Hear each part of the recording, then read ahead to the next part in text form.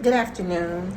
I'm Rhonda Crowder. This video is for Crisis and Response and Trauma Care, Class 6323 at Houston Christian University. The first question is asked, what are the needs and challenges of the heroic phase? The needs are to respond to the community impacted by the trauma or disaster, as well as addressing safety and their basic needs. Also, we want to pray for the survivors as well as with them. The challenges would be to take care of yourself as the volunteer so you'll be able to go the distance. Another challenge would be denial. A lot of times you'll run into the survivors being in denial and using it as a coping mechanism, as well as the volunteer also being in denial as how long it might take for them to be there, or how long it might take to actually start seeing progress on the recovery. And also another challenge would be not seeing the long-term part of it. And that is where the volunteer might say, hey, I might only be here maybe a couple of weeks, a few days, and not seeing that it's probably going to take months. It might even take years, depending on how bad the damage was in that area. The second question is, the honeymoon phase can include a crashing point. Describe who, when, and why this may occur. Who would be the volunteers? The when would be not taking care of themselves while they're working. They might be working as far as 10, 12-hour shifts, and not realizing that, hey, they need to take a break. They need to eat, get some sleep in order to be able to help. If you're run down and you're not well rested, you're not any help to anyone. The why would be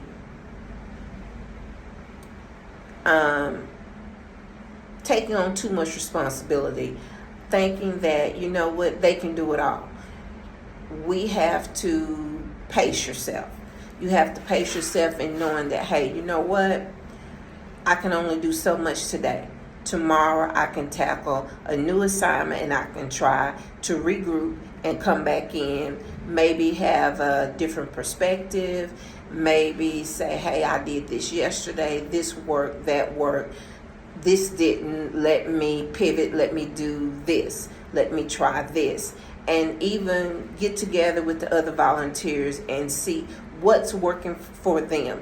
What are they doing? How are they making themselves accessible to the people in need in the area? And if everybody's on the same page, everybody's doing the same thing, that way the people have a consistency and they're able to get the help they need. The disillusionment phase. What that will consist of says, during the disillusionment phase, fear and anger and hopelessness can set in. What types of clinical conditions may develop from these circumstances, and what type of treatments is best to overcome them? In this phase, some of the actual traumas or conditions that could pop up could be PTSD, people being triggered from just the devastation, not even from something happened previously, but just from the devastation that they've just experienced. Could be in shock, not even realizing how traumatic the event was that they was a part of, as well as still being in the denial before it actually sets in. Suicide. Thinking that, I've lost everything. I don't have anything else to live for. Why am I here? Why did this happen to me?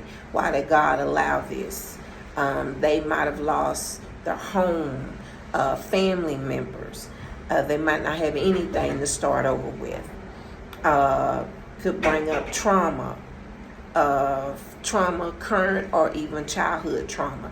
If they can start backtracking, going back over things that's happened to them in the past, and thinking, you know what, that everything bad happens to me, that I'm just not able to succeed. I'm not able to have anything good happen to me in my life. You know, this is it for me. Addictions, due to the disaster or the trauma, people can start to drink or even to use drugs as a form of self-medicating, not knowing that they're doing more harm to themselves than good, and even causing more harm to other family members as well as themselves, because other people, their actions are affecting other people, not only themselves. Domestic violence. A lot of times when issues and situations like this occur, domestic violence can become a real problem, because they're like, we don't have anything else, you know, and they start blaming other people and taking out their pain and anguish on other family members. Gambling, as stated, alcoholism, drug use. These are things that can end up even having a rise in or starting as something new, can end up having long-term effects on the people in the area. Some of the things that could help people that have any of these conditions or issues would be counseling sessions, individual as well as group. To get it set up, they can do it through just licensed counseling, through their church. There's a lot of times in these type of environments, disaster, you might can get a short-term counseling session, but the counselors or therapists there can direct them to someone who can maybe do more of a long-term counseling session, where they can go in and get more in-depth counseling and address the issues from the core, from where they actually originated from. And this will help to ensure that they're able to not only cope, but to actually start living again, to start thriving again, to have a productive and meaningful life. Because a lot of times when people have experienced these types of events and they've lost everything, they don't have any hope left. And so if they can find some type of encouragement, some type of hope, that will encourage them to know, you know what, yes, I might be starting over, but that's okay. It's nothing wrong with having to start over. Sometimes starting over is good, because you know what, you're not only starting new with nothing, but you're actually able to say, I know what didn't work in the past, and with this new start, I'm not going to do that. This is a clean slate. Now I have time, and not only time, but the opportunity to start from scratch. That I'm going to start from here. This will be my new day one. In this area of my life, I'm going to start things new and do things the way that I should have been doing them to begin with.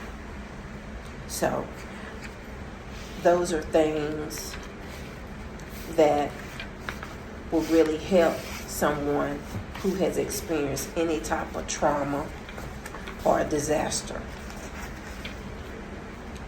in their life.